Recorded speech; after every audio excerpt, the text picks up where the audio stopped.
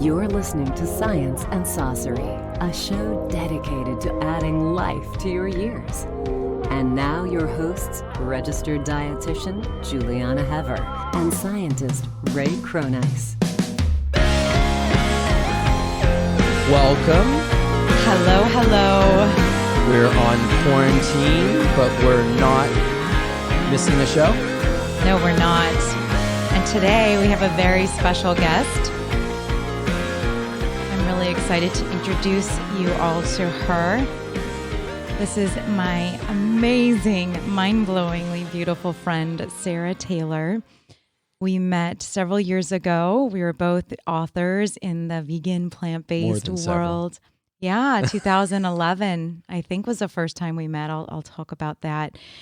Sarah she has a master's of science in mental health counseling after she went back to school in 2017.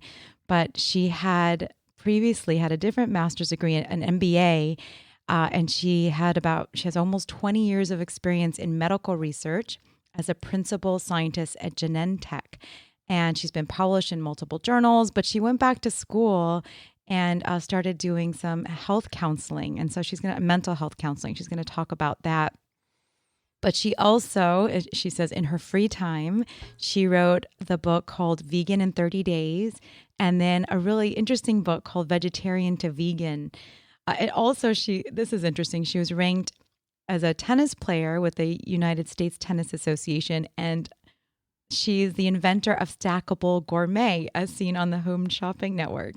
So she's happily married and lives in Washington, but she is now spending some time in Maui. So please help me welcome Sarah Taylor. Welcome, Sarah. Yeah, aloha. Thank you so much for joining us. So just a little background. I think I have these emails. I don't know if you remember this, Sarah, but we met, first time we met was in 2011 at the Toronto Food Fest. And yeah. we were both speaking, and we officially, when we sat down at the screening for Vegucated, this movie that came out around then, it was the Toronto Food Fest kind of coincided with the Toronto Film Festival. And so we got to go and see a sneak peek of the film, and it was really cool. And then I found this string of emails where we were discussing writing a book together. We'd already written books. You were working on another book, and we were going to write a book. And I just found the title that we were going with. I don't know what happened to this, but we were going to call it The Vegan Athlete, Play Hard, Go Vegan. Do you remember that? Right. Oh, I forgot about that. You're right. Way before Game Changers. Yeah. Yeah. Oh boy. Yeah. And then we ran into each other at different conferences over the years. We were both writing books about eating vegan and plant-based and being healthy. And it was kind of cool when our worlds collided. And so tell us where you've been. And you've had so much unfold recently. And I might add, just in the holistic holiday cruise, isn't that where we all met? We had dinner one night. With your husband. So we met there, and it was really amazing when Juliana put all this back together, because we only really met that one time, and then one day she opens up. You're about to tell that story, but she opens up her computer and says, "Watch this." So anyway, tell everybody your story a little bit and get us caught up to where we are today. And then let's just deep dive into this and see how we can turn it into another rainbow. Oh, thank you. Yeah, sure. I'll give you the quick old history and then the quick new history. And the quick old history is, as Juliana already said, is that, I've written some vegan books and been a big fan of the vegan diet, which was probably started for me about almost 20 years ago. It's probably like 18 years ago or something. And so back then there were literally for years, there was not one vegan cookbook that had pictures of all the recipes. It was crazy. Right, that's true. Yeah. So, now, of course, it's really popular, which makes me so happy. So, yeah, I went vegan way back then, but I kept my career, which was in ophthalmology medical research. And so I did that until fairly recently, probably about 3 years ago or so, and I quit because I wanted to do something different. I just had this big feeling in my life, like I really loved that job and I loved what we were doing, but I just felt like I wanted to work individually with people. And so I ended up going back and getting another master's degree in counseling. And ironically, which is so interesting to me, I met an oncologist who is a vegan, and she was teaching her patients, hey, if you got cancer, let's put you on a vegan diet. Here's why. And so we were talking about, me coming in and teaching her patients as well. And I mentioned to her as I first got to know her, I'm also a counselor. So if you have any patients that need counseling, let me know. And she said, oh my gosh, I have so many patients that need counseling. I will give you a free room in my office if you will come and see them. And so I spent the last year, just working with these patients that had been diagnosed with cancer. And as a counselor, I wasn't really talking about diet most of the time. I was talking about counseling issues, and it was very interesting. And so a year into this, I'm sitting between patients. I give one patient a hug goodbye, and all of a sudden I thought, oh my gosh, I'm going to throw up. That's so weird. And I run into the bathroom. And I'm running in and out of the bathroom for, 5 or 6 times. I didn't throw up, but the staff starts getting worried. And the doctor's between patients, and she sees me down the hall, and she says, hey, Sarah, what's going on? And her nurse is standing next to me. And I pointed down to the doctor. Her name's Anne Pittier. She's amazing, good friend too. And I said, what's her name? And she said, Anne Pittier. And I said to myself, okay, I'm sure she's not lying, but I do not recognize that name at all. And I'm sure that's not her name. And so I thought, okay, clearly I have an issue here. I mean, nobody's going to lie to me about what the doctor's name is. So at that moment, Anne heard it too and said, take her to the ER across the street right now. And long story very short, it turns out that I have brain cancer. And even though the surgery they did, they just could take a little sample of the front of the brain. In the back, they can see that there's a big tumor that's growing very fast, one of the fastest ones they've seen. So they think I've got a glioblastoma, which is stage 4 brain cancer growing really fast. And that's where I am now. So that's kind of, I'm sure we'll be talking a lot about that. But that's the story, and that's, why I've been getting interviewed and things about it, because I think the way I'm approaching it might be a little bit different from most people. Well, yeah. I mean, so I learned about this from your videos that you were posting on Facebook, and just talking about, oh my God, you just have such a beautiful attitude about life, and you just always have this beautiful smile and glow, and you just have this peace about you that, I mean, you don't see that very often, especially, everyone is so doom and gloom right now, and you still, I look for your videos. I can't wait for you to post a video, because it always, it makes me cry, it makes me smile, it gives me a new perspective. I've showed my daughter, because you're so inspiring, you've inspired her, and I know that so many people feel the same way. Did this evolve, or how were you when you first got this crazy, that's a shocking diagnosis, you're Yeah. Well, I'll tell you the reaction, because people, my diagnosis and how I reacted, but I bet many of your people listening haven't. And then I'll tell you how it got there. So from the minute I was diagnosed, I've never been upset about it. The doctor originally thought I might have seizures, because I was having some issues, and he didn't think it was cancer. And then over the course of 2 weeks of what's the word I'm looking for? I do lose words sometimes. Was it therapy? Testing. Oh, testing. Yeah, Yeah. he was just doing all kinds of tests, and eventually they had to go in and do surgery on my brain and take a piece out, and they said, yeah, this is cancer. So, from the whole time, I've never been upset about it. And it's not like I want to die. I can promise you that. I have such a great life. I'm so happy, and I've, just really lived a life that I have loved, and I don't want it to end. But at the same time, from the minute I was told about this, I thought, I'm 48 years old, and I've lived such a good life. I'm just going to sit here and be so grateful for what I've had. Because this is one of the things I say in one of my videos is, look, if somebody gave you the option of a roulette wheel, and said, hey, look, we're going to take like the 3 billion people that will live to be in their 80s, and we're going to give you a white ball for the roulette wheel, and you're going to toss it in if you want to. And wherever you land, any one of those 3 billion people, you will be taken out of this life and put into their life. You'll never know you had this one. And you'll live to be 80. So do you want to do that?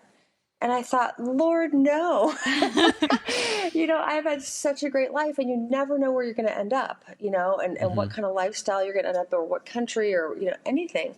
And so I have just been absolutely grateful ever since I got this diagnosis about 5 months ago or so.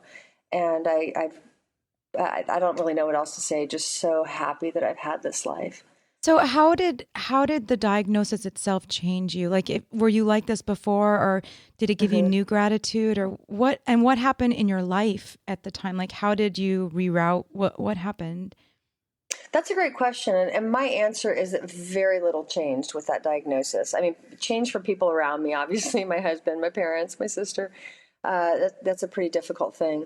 But for me, very little, if anything, changed. I can tell you why, in my opinion, I didn't burst into tears and go into a really difficult time, which is expected. That kind of a diagnosis is a scary thing for most of us. I've certainly done more over less. Yeah. I've been frantic over less. Yeah. And I think the reason, I'm quite sure for me, again, this is just my guess, the reason why I've not been upset about this and been totally fine is that for many years now, like you guys, we're so similar in that we've been brought up in scientific worlds. We've written science books. We've given lectures to doctors and other scientists and people. And so we feel very, research oriented. But about 10 years ago, when we came out and started living part-time on Maui, one of my feet was still at work in the research world. And then the other foot got involved with spirituality. And there's all these people out here who have all kinds of ideas about, Christianity or Judaism or Buddhism or whatever, all kinds of things. And so I started reading and listening and meditating and going to all these different, places where I could learn more. And as I started to learn more, and it doesn't matter what I believe, I'm not going to tell anyone what they should believe. But when I came to what I felt like, wow, these things are the things that really make me feel like, yes, this is the world, this is why we're here, etc. From that point forward, I have been so grateful that every day I wake up, I look out the window. It doesn't matter if it's raining or sunny. I'm like, wow, isn't this amazing? We're so lucky, And every day has gotten more and more like that, where I just walk around in gratitude and happiness for the most part. And so when this diagnosis came, it was like, I'm so grateful for having had 48 amazing years. That is just so incredible. And you really nailed me with the roulette transporter. And I can now see with this other thing, but my brain got locked in that place when you were told the story.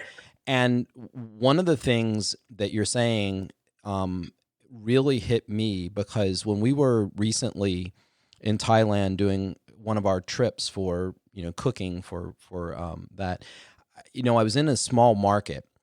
And as I'm walking around with one of my other friends who is also an engineer scientist like us and has worked in the defense and aerospace industry most of his career, and we were looking at it, I recounted to him that, and I don't want this to sound like like a judgment, but this is that what you were talking about the position, about you could change lives.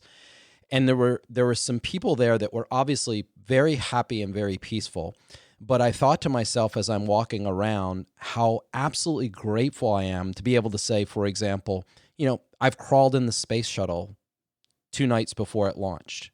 I've stood on the top of the external tank when they were fueling, or before the fuel part started, on my cell phone calling my friends that were in quarantine, because they were going to be launching in a couple days, and meeting Juliana and doing all of the kinds of travel since then. So in other words, in all these places in life and all these incredible people we've met along the way, I think to myself, what if my world was just here and that's all I had ever experienced? And that to part of me, that's the part of me that I think about all the time is, wow, how lucky to get to have experienced all that. Because you get to take those memories with you. Maybe you get to take them with you after, but you certainly get to take them till the last day, and you get to live with those. And I think it's Tony Robbins that says it most, but sometimes your worst day is somebody's dream life. And often that's the case. And often we don't have that kind of gratitude. And when Juliana first opened her laptop and showed me that video from her and said, "Do you remember Sarah?" And I'm like, yes. And I'm watching this. And of course, everyone obviously gets emotional watching those things, but I could not believe how absolutely positive you were. And in several times since then, when Juliana and I were dealing with crises and the things that we're dealing with, and I'm thinking, look, your friend has brain cancer right now, and we're worried about some really insignificant stuff. Not that it isn't important. We definitely have to do it. But my goodness, why don't we channel some of that? Yeah. And I'm going to tell you, no matter what your outcome is, you have permanently influenced me, because you will be the person, you will be the touchstone that I'll always come back to when I think things are really, really bad. And, maybe I end up in the same situation. We all don't know when that's going to happen. But when we do, I only hope that I can take it the way you've taken it. It's just amazing in that way. And I think, what you're doing now is, if people stop and think about it, it's just an incredible outlook to have. Thank you for saying that. And I'm going to tell you what I did when you just said about a minute ago or less, like, can't remember exactly how you worded it, but basically, you've really helped me change the way I'm looking at things. And when you said that, my left hand went over my heart, my eyes closed, and I smiled. And what went through my head was, thank you. To me, that's like, thank you, God, or whatever, for being able to put me in a situation where I could help somebody. And so I tell you this because I think people listening, they can hear my story and go, oh, I need to be more like her and just be upbeat and happy, and just go, okay, it's good. But how do you learn to do that? Because, for my first, probably 35 years of life, I was the average person that if I got stuck in traffic, I'd be, oh, come on, why are we stuck in traffic? It's too early. Or, it was easy to get frustrated about little things, but it took all this training. And that's why I'm telling you this story. Yeah. It took training of, reading and listening and learning to do things like I meditate regularly. So now it just happens so naturally when you said, hey, that's been really helpful to me. And I just put my hand over my heart and I was like, oh, thank God. I'm so glad I was able to help somebody, And so again, I just tell people that story because start doing things like that. If you're sitting in traffic and instead of, you might have that thought, oh, this traffic's crazy, although there's no traffic right now. But in normal days, and just say, you know what, thank God I have a car with a radio in it and like an AC or a heater, like whatever you have, whatever the situation is, I'm so grateful that if I'm going to be in traffic, I have this situation. And I think that's so I would love to dig in even more on that because that's like practical, just that's amazing. Like, yeah, what a little thing of putting your hand on your heart and saying thank you and thinking like that. Tell us more about how you got to that point. What was it? I mean, you were always, by the way, I have to say this to the audience, your goal was to help people and to help animals, and you were on it. You've been on this since I've known you and obviously since before. So this is already kind of in your nature.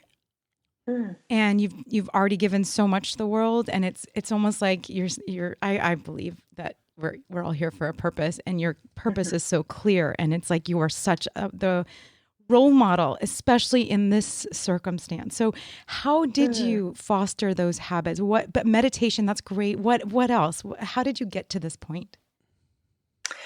Gosh, that's a great question. Juliana, my husband and I didn't have kids, and so I think that gives me a lot of time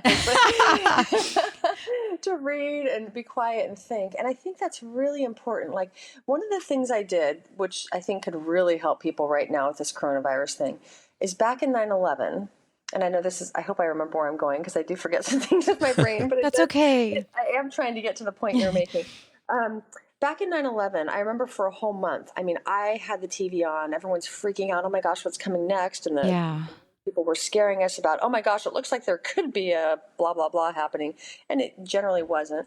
But for a whole month, I literally sat in front of the TV for like 8 hours a day because we couldn't fly for work or go anywhere. And I remember one day I had been sitting on the edge of the ottoman with my elbows on my knees, like leaning forward for an hour. And all of a sudden I thought, wow, like here I'm not even relaxed. I'm not even hanging out with, a nice drink and watching the TV. I'm so stressed out. For 30 days, I've been sitting on the edge of the ottoman for hours a day. I need to stop. And I turned off the TV and I said, I'm not watching the news anymore. Yep. And that happened back in 2001. And if there's something really important like the coronavirus, I hear about it. And if I feel like, Sarah, you really do need to learn about it, it's important, then I'll let myself go online and research it. But and you can go to primary sources and actually think about the problem instead of, basically putting your opinion on the results of other people's thinking. Yeah, exactly.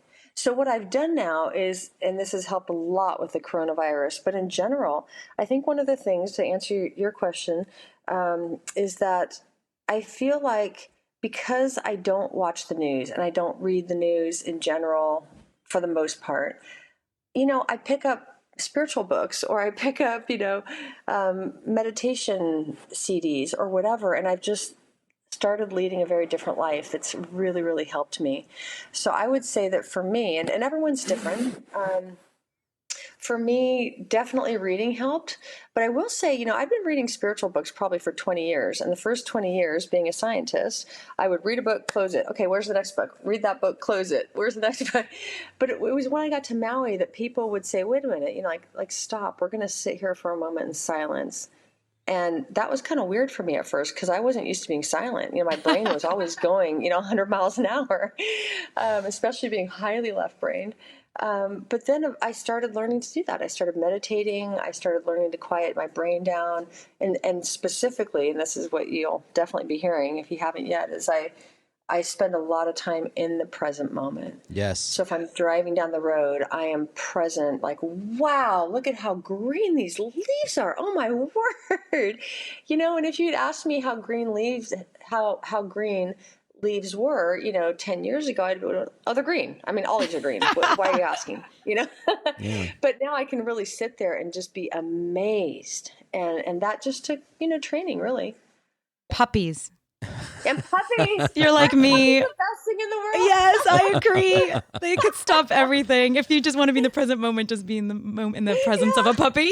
Oh my God. Even puppies, guys, as cute and lovable as they are, there are so many things that can be our puppies. What's really important here is what you're saying about being present. And I feel like, certainly there are many times in my life where I've felt that despair, where it's just awful. And, people do things to you that are unethical, or I have a huge streak of justice. So when someone does something that is unjust, that impacts me more than it should, because I tend to focus on the injustice of the situation, not how the situation is actually impacting me. And sometimes when you're focusing on that injustice, you can actually make your situation worse than what really happened. I don't know if that makes sense. But one of the things I believe that is so important about what you're saying is the hysteria that we all have a tendency to create. Fear is that not knowing something. And that not knowing something on one end people can become spiritual and not know and come up with whatever they believe to be that next thing, and that gives them peace.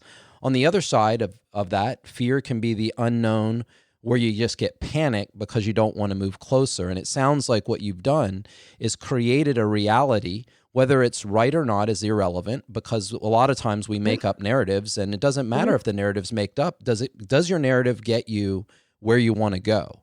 And if your narrative gets you where you want to go, it often doesn't matter if it's true or not. And I think that's a big delineation between all three of us putting our science objective hats on, and then all three of us, I'm going to couch it in a different way, in a non-spiritual way of all of us putting our sort of sociology, social norm hats on.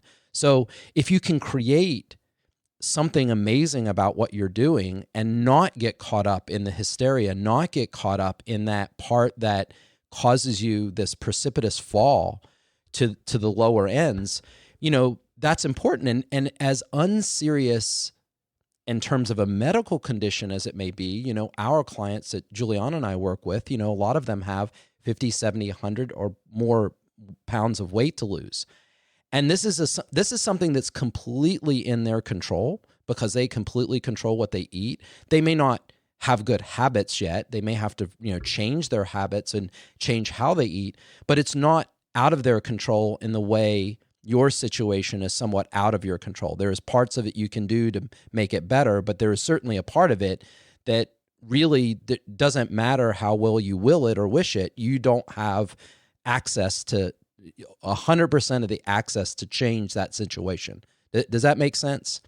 And so what we want to do is focus their mind and say, this is actually a really good situation you're in because, this is you just have to wait it out.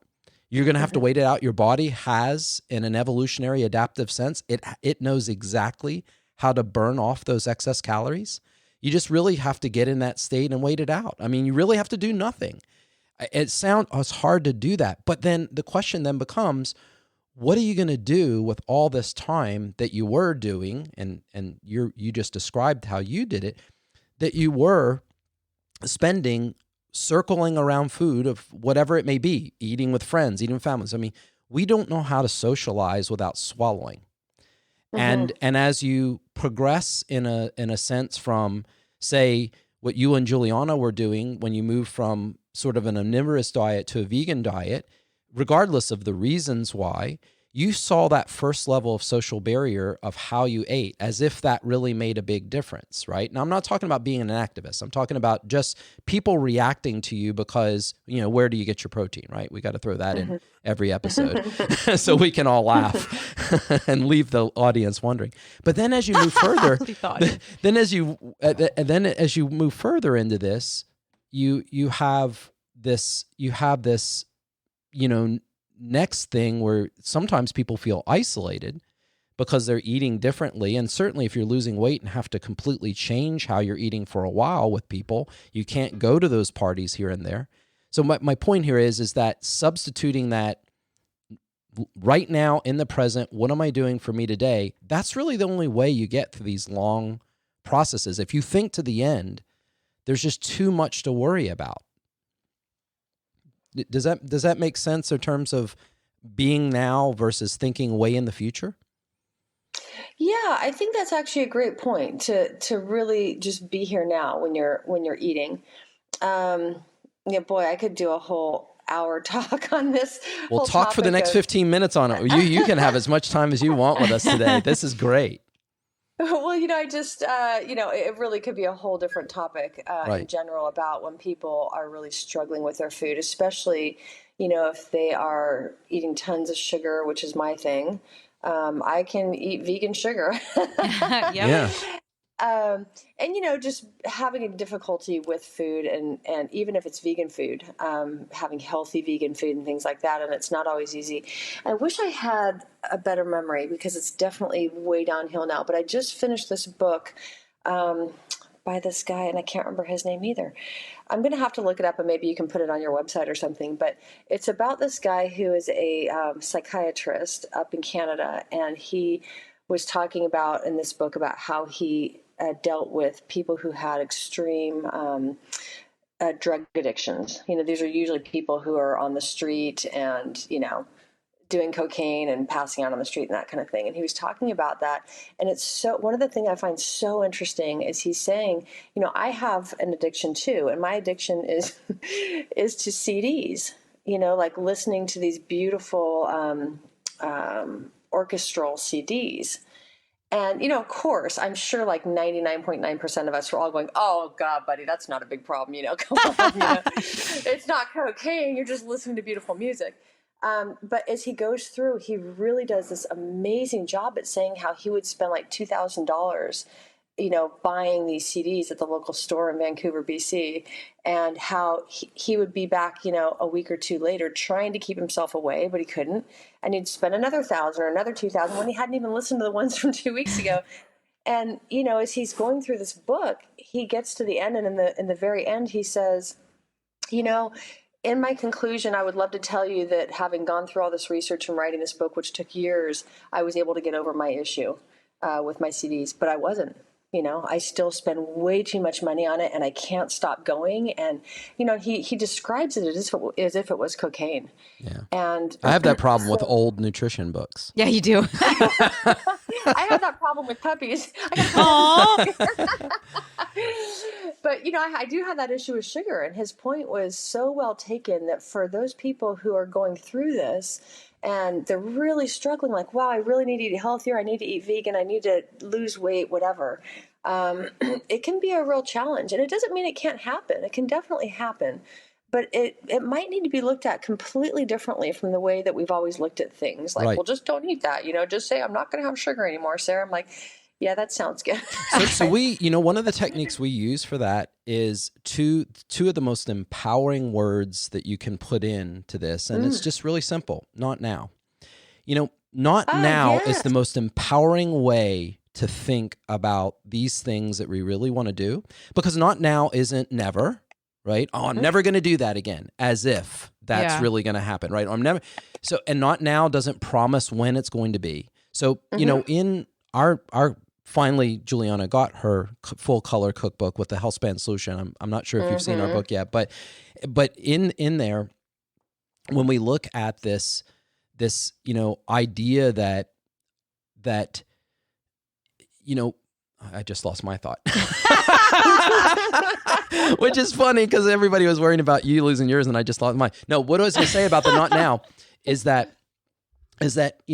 until the new diet is equally convenient, familiar, and enjoyable, we don't have a choice. One or more of those typically dominates the plate. And we have a concept called rare and appropriate. And rare and appropriate is about people and places, not time between events. So it's not like we're going to have a cheat day every 7 days, because then you do it whether you want or not. So using those concepts together, not now, which means, okay, I'm not going to do this now, but I'm not going to make a decision about when I'm going to do it in the future.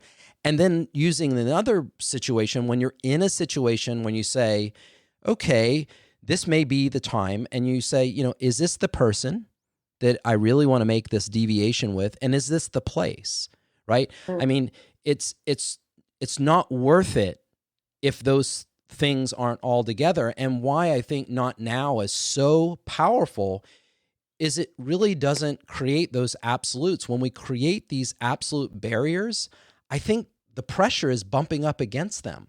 But not now just moves the barrier somewhere in the future that you're not worried about, and there's nothing to bump up against. It's like taking, the pressure off. Does that make sense? Yeah, it does. It does. And one thing that comes to my mind, which is going to sound like I'm a little bit out there, you're a crackpot till you hit the jackpot. Yeah.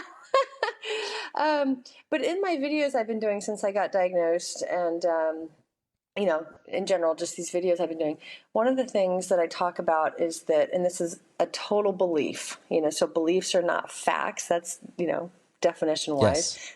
Yes. So this is my belief, and the belief is that we are not our bodies. And a lot of spiritual groups, Buddhists and others, they all believe this too.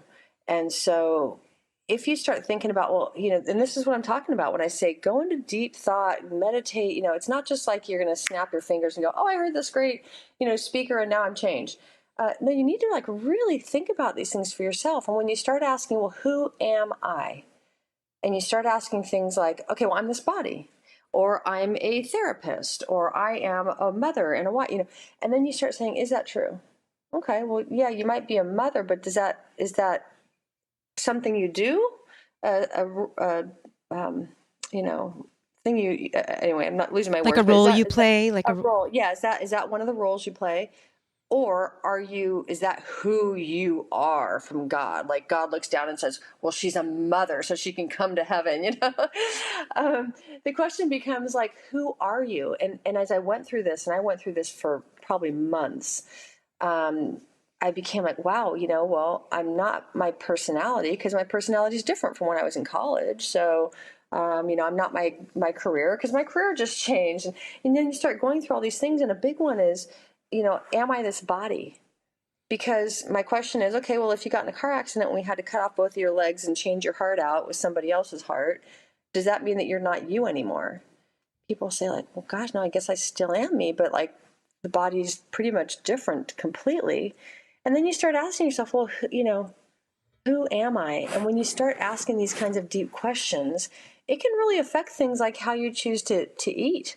Because, when I used to think, oh, I'm this body, and oh my gosh, I've gained 5 pounds since I turned 40. This is terrible. Oh my God, and 5 pounds isn't that much, but for some people, like back then, it was like, oh my gosh, I'm becoming this horrible, big person.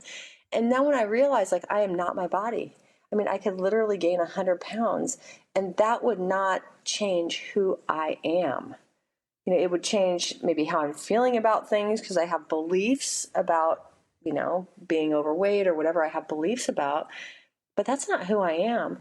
And when I started really getting into those places, I just became happier and happier. And for the first time in my life, really, about 5 years ago, I quit worrying at all about my weight, my appearance, that kind of thing. And it's really had a big difference for me. Liberating. Yeah, and one, so here's another little, this will be a fact that goes on top of what you were just talking about in terms of a feeling.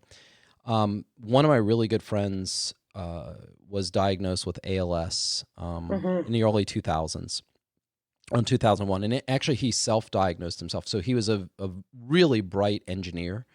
And despite what everyone was saying around him, he came to me at some point and said, look, Ray, I know for a fact that I have ALS. I mean, it's just, I've looked at this, I've researched this, I'm absolutely positive of it. And we would have that time supper club, where you get together with couples and you fix food, et cetera. And we would all go geek out. And he and I love to geek out about all kinds of engineering stuff, et cetera.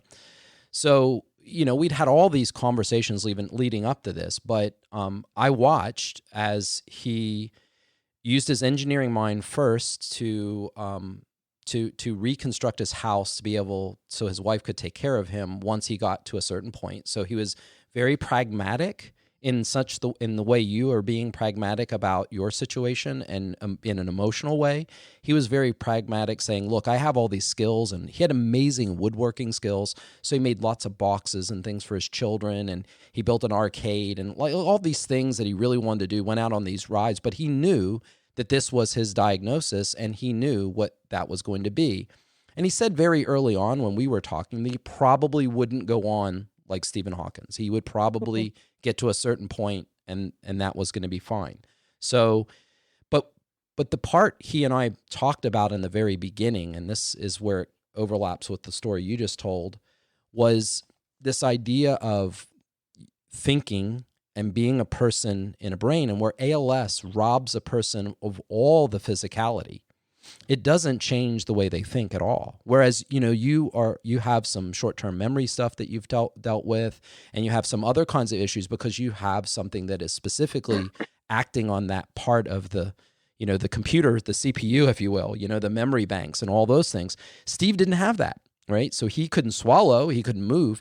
So as his situation progressed and he became more and more immobile, of course, he was fortunate because he worked for, because he had this engineering degree and he did like computer graphics design stuff. So he was a really sharp systems level engineer. He built all these systems so that he could actually be always one step ahead. So he was learning how to speak with a voice synthesizer before he lost his ability, et cetera. So anyway, with all that being said, the question he and I both had in the very beginning, it was more of an intellectual curiosity that goes along with what you're saying, was what is it going to be like in those final days? In terms of how you feel, like, how you feel about this, especially in a disease where his brain and his brain function and his intellectual function is not being impacted. I mean, Stephen Hawkins, look at what he was able to accomplish after Lou Gehrig's disease, right? So this was that situation. And I got the answer to it later because we would go and do all these crazy things. We went to like the monster trucks. We went to crazy movies. We did all these crazy stuff where we would take our friend Steve around and, you know, in his wheelchair, you know, and he'd mobilize, and we just would have great fun, you know. And it was we called it Jackass Club because that was what was popular, and we, as a bunch of dignified scientists and engineers, you know, being jackasses and rednecks seemed like the right place to be.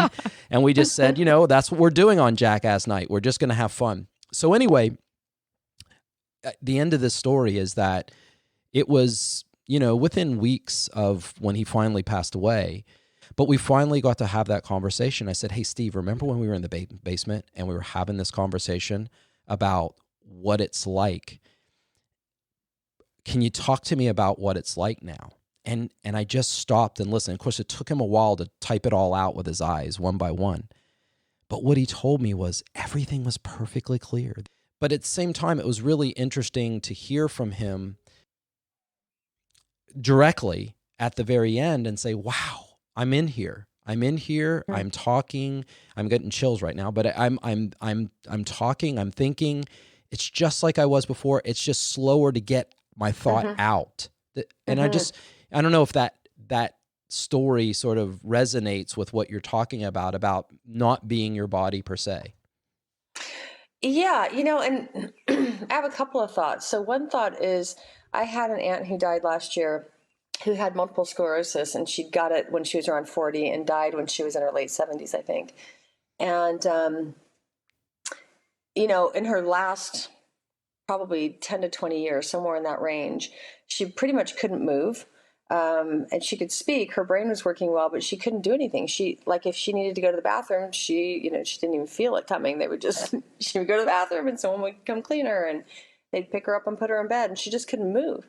And she got to this place that is just like we were describing, where she said, you know, the woman, the nurse who comes in to help me every day, once she's cleaned me up, she takes me in the wheelchair and we go down to the park, and sometimes she'll just sit there for an hour or two and read a book while I'm just looking at these squirrels running around and these birds in the trees, and I'm just amazed at how cute they are and beautiful things are. And, you know, and so I really believe that can happen. And for me, the other point I wanted to make was that, and this is part of my spiritual practice, is that I've really come to believe, and again, it's my belief, so other people might not agree, but I've really come to believe that we know so little. You know, like, we think we know a lot, especially those of us that are scientists. No, we've proven that. You should see the research. Right. But really, there have been many times that we as humans thought we knew something, like the Earth is flat. And guess what? We're wrong. And so that's how I live. And I say, you know, we really don't know. And if I read the information about, hey, here's how your last few weeks or few months are going to be when you're really suffering, I can read that, and who knows, maybe I'll bring it on, or maybe it'll just happen and I'll know it was going to happen. Maybe it won't happen. I don't know, but I don't really need to know. So unless I feel like there's something I really need to know, I don't look that kind of stuff up, because who knows what the last days or weeks or months will be for me, and they could be really painful or difficult. I have no idea, but I'm okay with it all, because I'm not going to think about it now and worry about something that very well may never happen like that.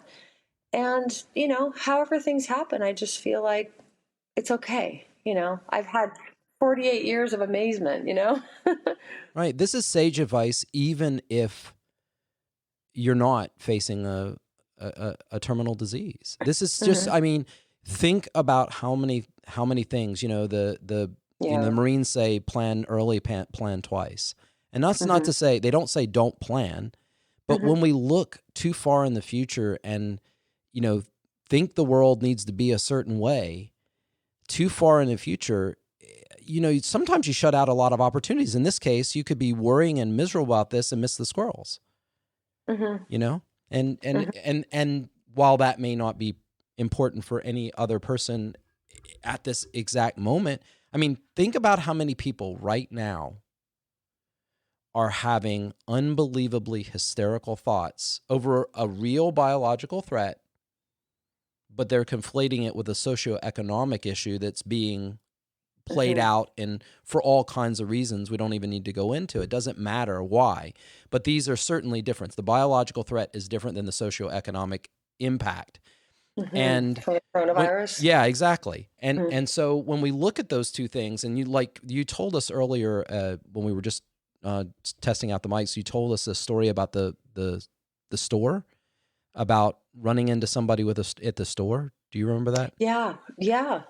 Tell that story Yeah. again, if you could.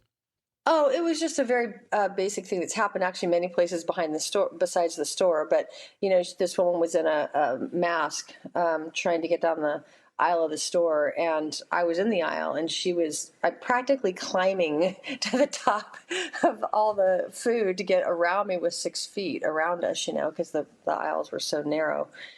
She was terrified of being around somebody who just might have coronavirus on Maui. So, yeah, some people are terrified of it. Yeah, and that's not to mean that, social distancing and those things have no place, but the point here is right now there's a lot of people that are home.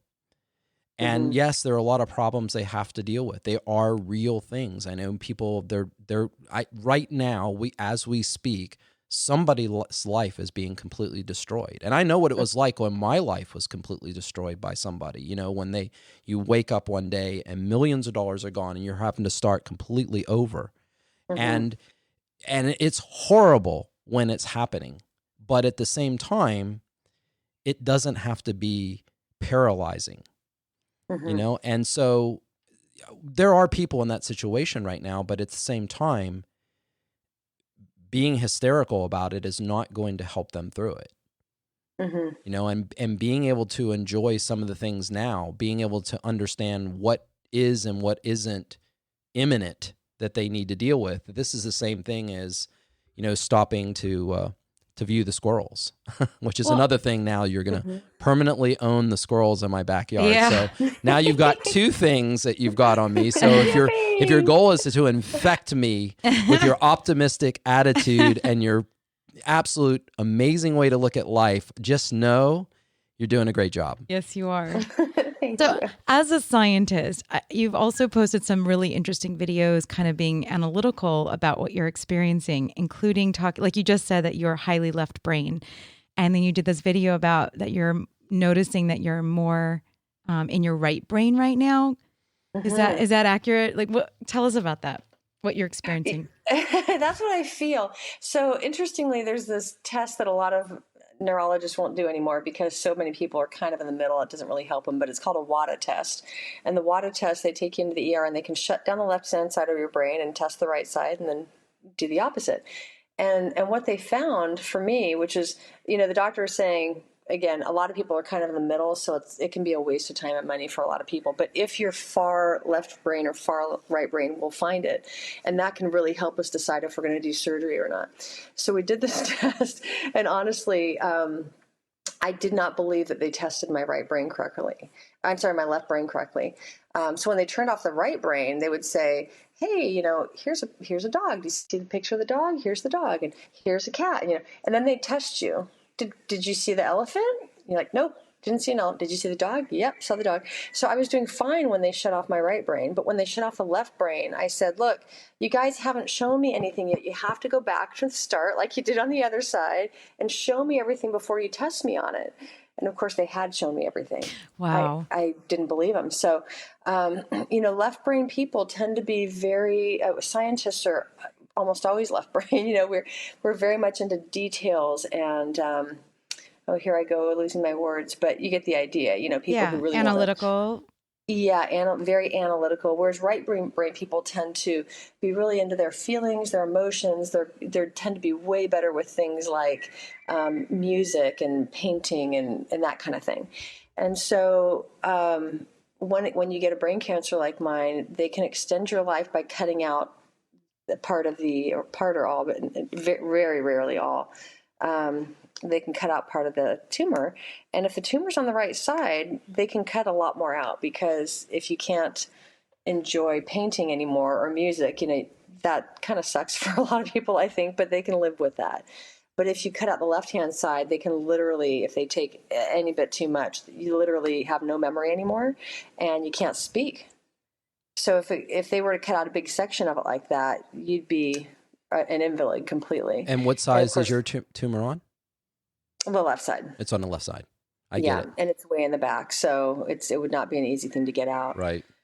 And why did I bring this up? I can't remember. Oh, because you had said a video about how you noticed that you were using your right brain more. So I guess that would make sense why. Yeah, because the left brain's just not working. And so I don't know how much my right brain I'm using, but I can tell, having lived like this with my left brain for so many years, it's amazing how, sometimes, somebody like you guys asked me, hey, can we interview you? And instantly, yep, absolutely. And there could be somebody else, I'm making this up as an example, but somebody else who says, hey, can I interview you? And I would just be like, nope.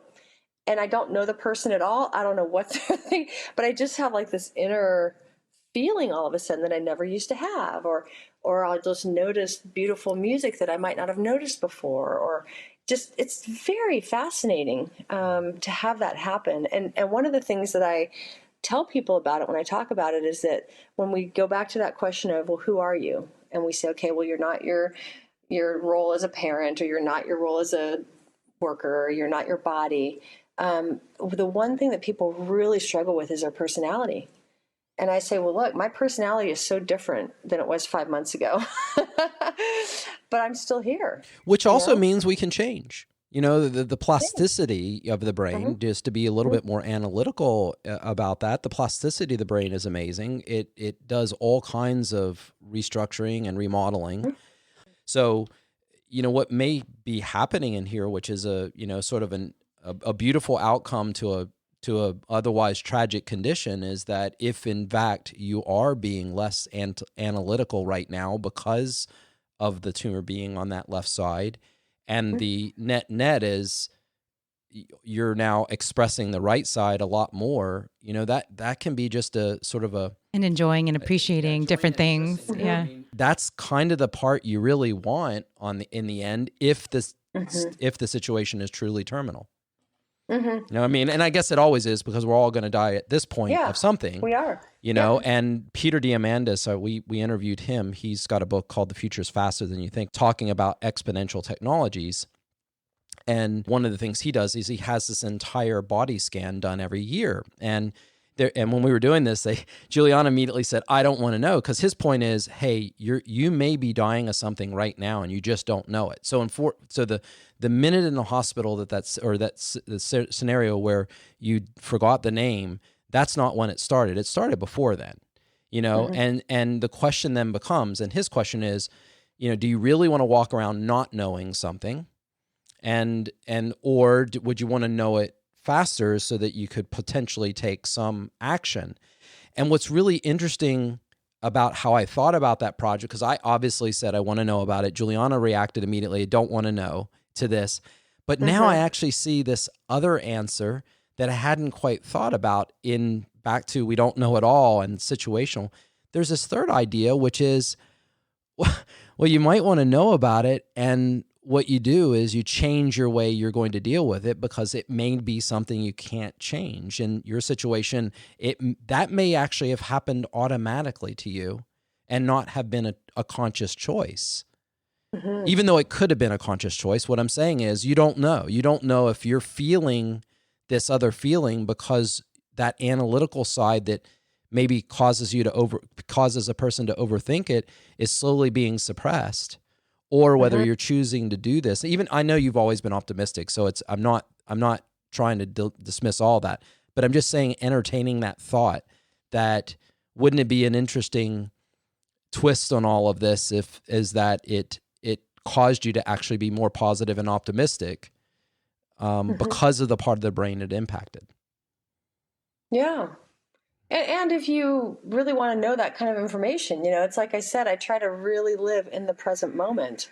And half of my family's from England, and they always I haven't been to a dentist in 40 years. And they basically said, look, we don't go unless something hurts.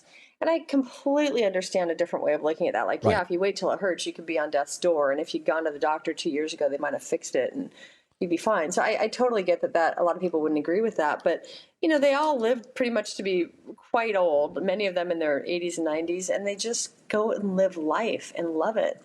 And so I've really kind of done the same thing. It's just just sit here in the present moment. And yeah, I ended up at the doctor's office because I had a seizure. So and you're laughing about it, and I can just imagine another reality for me where I would just be miserable and full of self-pity, and it wouldn't help anything. I mean, I know that I've been miserable and self-pity over things a lot less serious than this, stuff that doesn't really even matter. And I want to continue to remind myself, and I will definitely make an active choice to do it right now. So you absolutely have impacted somebody that said it. Yeah, and me too. I mean, I went down a spiral last night just because I'm separated from my kids. I'm in Huntsville and my kids are in LA and I can't get back to LA. So it's been almost a month and I went down that spiral last night, but every time I feel any of that, I listen to you, and I'm going to listen to this episode over and over again because you have made a significant impact on both of us. And by the way, it's so poetic that there's this beautiful rooster in the background. You can hear. Yes, it's great. I love it. It's like this new morning. It's like so symbolic to me. It's so beautiful. It really is. Oh, lovely. Yeah, thank you. Yeah, and it's just, it's so easy when just trying to give people out there some advice, when you're really frustrated and when you think things are just at their end, you got to do what we did with our children, which is it's time for time out. Stop for just a minute. And what's interesting that you talk about this, what is I'm forgetting words. I think it's addictive. I mean, I think it's, I think I'm catching it's contagious. See? Yeah. But no, we're talking about this dichotomy of spiritual versus intellectual. And what's really interesting about me is that I've actually, especially over the last 20 years, I've retreated to intellectual for that same kind of emotional well-being. So for me, pulling a book off the shelf that's 170 years old, like, I have Lavoisier's Treatise of Chemistry, where respiration is discovered and oxygen is discovered for the first time. Pulling one of these old books off the shelf and beginning to read it and realizing how completely inadequate I am as an author and writer, because these guys wrote all these dozens of books and they didn't even have a typewriter. Like, they had to write them out. They didn't even have ballpoint pens, right? So how in the world do you write these complicated books that long ago? How much time you spent physically writing them, physically editing them.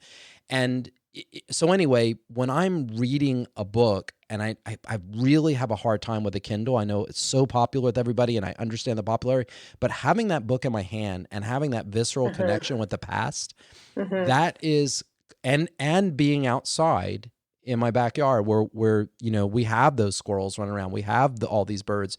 Juliana's always commenting that she's being from LA, she's not like, seeing, this is what spring is, where all the squirrels are everywhere and birds. She's obsessed right now with feeding squirrels, and I trained them at one time to come in the house and jump up on the couch, and I could give them a peanut, and then they would run back outside, which was really kind of fun. But I found a big retreat. I find a big retreat into going to these old books and these old ideas and these old thoughts, and just sitting there reading it for no particular reason. It's kind of like a meditation, or how people would describe it. But I actually find a lot of solace in all the things we have figured out. So where a lot of people will say we don't know it, and that's how you presented it, and I understand this position, there's a lot of stuff we do know. And I just think it's amazing looking at how we learned it. In other words, the what is that? Epistemology is how we know what we know. Is that the right word? Epistemology. Anyway, but how we learned what we learned, that becomes fascinating to me, and it's almost spiritual in its way. Is that the correct word? Epistemology is an investigation of what distinguishes justified belief from opinion. There you go. See, I've remembered something. So that, to me, that is the closest thing I have at the moment to spirituality in that level, which I love watching how the collective human mind So I see it not as an outside force, but just the unbelievable with the communication and the connection that our world intellect, I mean, any person can pick up their phone and have access to more information the most powerful human being in the world had 25 years ago. My phone is more powerful than the Cray supercomputer that we were running code on back in the 80s, late 80s, early 90s. So to me, that connected intellect, that's where I retreat to. That's where and it's still founded in the solid stuff, but it also has, I think, elements of what you're talking about the spiritual side. Yeah. And, I'm going to say something here because I think this is so interesting. As we've talked about, we've all been in research and everything like that, medical research and things. And so, for years I've given lectures and whatnot, but really since I've been diagnosed, I got on Facebook and I, gave a couple of videos to friends and family saying, hey, here's what's going on. And I gave a speech, a little 5 or 10 minute speech at the Temple of Peace here on Maui, because I knew the guy that runs it. And when I got up on stage there and gave a little short thing, someone in the audience said, hey, can I have you on my hour-long radio show? Sure. Next person's like, hey, I heard you on the radio. Can you get in a documentary? And then you guys just called me recently. Hey, can we? So all of a sudden it's like everyone is really asking me to come and speak, and it's nothing at all like I used to speak. It's not, well, here's what the research says, and if you look at the Journal of Ophthalmology, blah, blah, blah. Right. Yeah, and I think this is so important because it's so easy to believe like, well, we need to learn how to be happy and we need to, and so all these people end up with these midlife crises because, well, I've got the job going and I'm making the money and I'm married and I'm just so, I'm not happy, Mm-hmm. And all you need to do, I mean, it's not necessarily fast, you have to practice it, but all you need to do is learn to get in the present moment. Because honest to God, I walk out my front door and I see one of those roosters that you were just laughing about, or something out there, and I think, oh my God, I'm so lucky. Like, what an amazing life this is, and look at how beautiful this world is that we live in. It's unbelievable, and it's so hard not to be happy when you're in the present moment. I mean, It's so true. So that's what I really want to focus on. And maybe this is a good time to end because I know we've been talking a long time, but, really get people to start thinking about what makes us happy. And oftentimes the answer will be, I don't know. I haven't been happy in years, but start getting present, because I think when we're in the present moment and our minds are not allowed to say, well, the present moment is that, so-and-so is supposed to show up and take me out to dinner and he's not here and he must be a jerk and maybe he doesn't like me because I'm not pretty and I weigh too much. Or, no, your brain's going way out. Yep. Just sit right here. Bring it back. Isn't it beautiful? All these gorgeous lights on in the city. They're so pretty. And, just sit there right there and you can be happy. We have to end it right there. It just like there's no better place. Thank you so much, Sarah. Thank you, Sarah. Welcome. It's so incredible. It's just amazing to have you on. And this attitude, there's never been a time in the world in my lifetime where people needed to hear this more. So I cannot wait to get this up online Tuesday and have people hear this unbelievably positive note. You are so beautiful, Sarah. Thank you for your wisdom and your incredible outlook. And we're sending you so much love, and we're so grateful. It's so good to know you. Thank you, guys. I love you guys, too. I've had so much fun knowing you over the years, and I'm just really honored, too, that you would have me on this show. So thank you very much. Thank you. Yeah, thank you. Be well. Yeah. How could you not be inspired by that? Yeah, that was just amazing. It's a ultimate live right now, live today. Absolutely beautiful. Thank you so much for joining us on this leafy green path to good health. It's always the food, so remember, keep eating right. Thank you for listening to Science and Saucery. For more details about the content in today's show, or to contact Juliana and Ray, please visit us at healthspansolution.com. Welcome to the first day